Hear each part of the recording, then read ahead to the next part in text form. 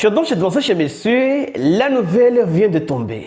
L'Iran vient de changer complètement la donne. Oui, Washington hésite à frapper l'Iran, pas pour éviter un conflit régional, mais parce qu'il doute de pouvoir l'emporter rapidement. Washington est prêt pour un face-à-face, mais pas pour un conflit long. D'ailleurs, l'Iran a changé. Sa doctrine est passée des défensives à l'offensive. Et surtout, l'Iran vient de déployer l'un de ses missiles le plus sophistiqués de son arsenal. Il s'agit de missiles hypersoniques capables de porter une ogive d'1,5 tonne. Donc assez pour faire quelque chose de très sérieux. Et surtout que son système aérien et de surveillance a explosé technologiquement grâce à de nouveaux arrivages venant de la Chine et de la Russie. Selon les sources, l'Iran dispose désormais plusieurs radars tridimensionnels longue portée conçus pour détecter les avions furtifs comme le F-35 américain et le bombardier B-2. Et c'est là que tout change.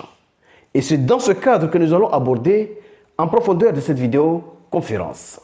Mais avant d'aller en profondeur, chers amis, sécurisez cette vidéo. Poussez les j'aime, laissez vos commentaires et partagez cette vidéo au maximum. Et ceux qui ne sont pas encore abonnés, il est temps de cliquer sur le bouton suivre pour rejoindre votre communauté. Allons-y directement dans les détails.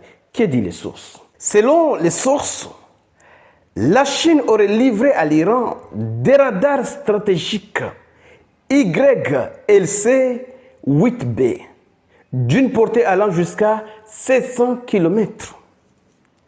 Un radar d'une portée allant jusqu'à 700 km. Donc, selon les sources, la Chine aurait fourni à l'Iran plusieurs radars tridimensionnels capables de détecter de multiples cibles à grande distance.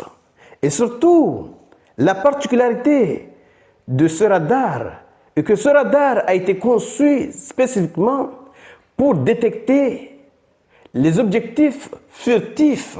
Parce que vous n'êtes pas sans savoir que le plus grand défi de la Chine, ce sont les États-Unis. Donc, il est normal de voir les Chinois déployer ce type de système en Iran. Ce sera au moins une occasion pour eux de tester l'efficacité de ces radars. Et surtout que les Chinois ne veulent pas voir la République islamique d'Iran tomber. C'est leur premier allié dans la région. Si l'Iran tombe, c'est les intérêts chinois et russes qui tombent. C'est de cela qu'il s'agit. Donc, la Chine a deux intérêts à déployer ce genre de système. Premièrement, pour aider l'Iran. Deuxièmement, pour tester l'efficacité de ce radar. Oui, dans un combat réel. Donc, le système peut suivre, selon les sources, des cibles aériennes jusqu'à 700 km. Détecter des missiles balistiques à environ 550 km et des chasseurs à environ 350 km. De plus, sa grande mobilité lui permet de se relocaliser rapidement après une attaque pour éviter sa destruction. Oui, en 30 minutes, le système peut être déplacé. Pour comprendre ce qui s'est passé et ce qui a changé maintenant, le moment où Israël avait attaqué l'Iran, Israël avait commencé par des opérations de sabotage contre les systèmes aériens iraniens. Mais maintenant, une personne avertie en vaut deux. Donc, ce ne sera pas le cas. Deuxièmement, lorsque Israël avait attaqué l'Iran, l'Iran n'avait pas ce genre de matériel, de radar tridimensionnel, par exemple. Oui, et surtout, la dernière fois, c'était une surprise. Et maintenant, l'Iran sait qu'à tout moment, il peut être attaqué. L'Iran maintenant a compris ses failles. Donc, l'Iran a choisi ce qu'il voulait, oui, de la part des Russes et Chinois, à savoir des meilleurs systèmes antiaériens, oui, des meilleurs radars pour détecter les avions F-35. L'Iran avait déjà battu peut-être, je ne sais pas, 5 ou 3 F-35.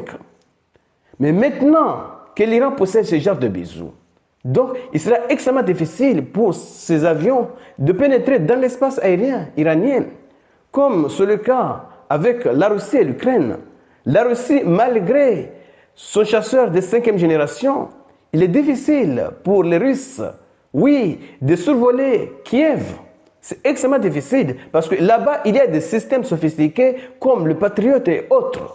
Donc, c'est le cas maintenant pour l'Iran.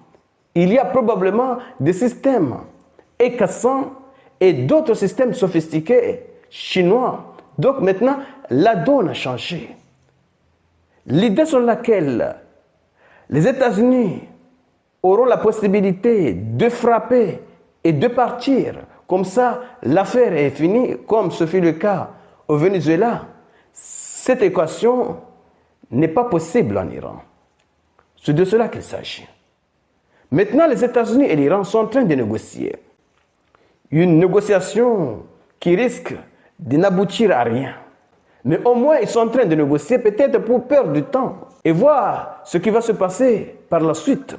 Alors, chers messieurs, partagez cette vidéo au maximum pour faire en sorte que ceux qui ne sont pas encore abonnés puissent également bénéficier de ces informations. Et surtout, restez connectés pour la suite des événements. Merci.